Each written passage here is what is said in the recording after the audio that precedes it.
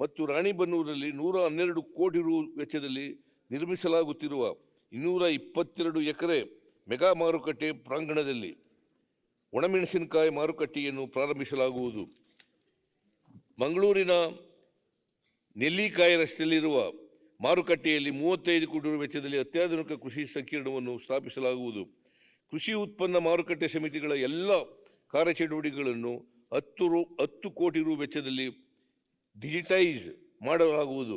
ಬೆಂಗಳೂರಿನ ದಾಸನಪುರ, ಮೈಸೂರು, ಹುಬ್ಬಳ್ಳಿ, ಬಳ್ಳಾರಿ, ಕೋಲಾರ, ಚಿಕ್ಕಬಳ್ಳಾಪುರ ಹಾಗೂ ಬೆಳಗಾವಿಯ ಮಾರುಕಟ್ಟೆಗಳಲ್ಲಿ ಸಾರ್ವಜನಿಕ ಖಾಸಗಿ ಸಹಭಾಗಿತ್ವದಲ್ಲಿ ಬಯೋ CNG ಪ್ಲಾಂಟ್ ಸ್ಥಾಪಿಸುವ ಮೂಲಕ ಶೂನ್ಯ ತ್ಯಾಜ್ಯ ತರಕಾರಿ ಮಾರುಕಟ್ಟೆಗಳನ್ನಾಗಿ ಪರಿವರ್ತಿಸಲಾಗುವುದು. APMCಗಳಲ್ಲಿ ವಿದ್ಯುತ್ ಚಾಲಿತ ವಾಹನ ಕೇಂದ್ರಗಳನ್ನು ಹಾಗೂ ಪೆಟ್ರೋಲ್ ಬಂಕ್ಗಳನ್ನು PPP ಮಾದರಿಯಲ್ಲಿ ಸ್ಥಾಪಿಸಲು ಒತ್ತು ನೀಡಲಾಗುವುದು. APMCಗಳನ್ನು ಬಲಪಡಿಸುವ ಮೂಲಕ ರೈತರಿಗೆ ತಮ್ಮ ಬೆಳೆಗಳಿಗೆ ಉತ್ತಮ ಆದಾಯ ಗಳಿಸಲು ನೆರವಾಗಲು ಈ ಕೆಳಕಂಡ ಕ್ರಮಗಳನ್ನು ಪ್ರಸ್ತಾಪಿಸಲಾಗಿದೆ. ರೈತ ವಿರೋಧಿ APMC ತಿದ್ದುಪಡಿ ಕಾಯ್ದೆಯನ್ನು ಹಿಂಪಡೆಯುವ ವಿಧೇಯಕಕ್ಕೆ ವಿಧಾನಸಭೆಯ ಅಂಗೀಕಾರ ಪಡೆಯಲಾಗಿದ್ದು, ವಿಧಾನ ಪರಿಷತ್ತಿನಲ್ಲಿ ಸದನ ಸಮಿತಿಯ ಪರಿಶೀಲನೆಗೆ ಒಪ್ಪಿಸಲಾಗಿದೆ.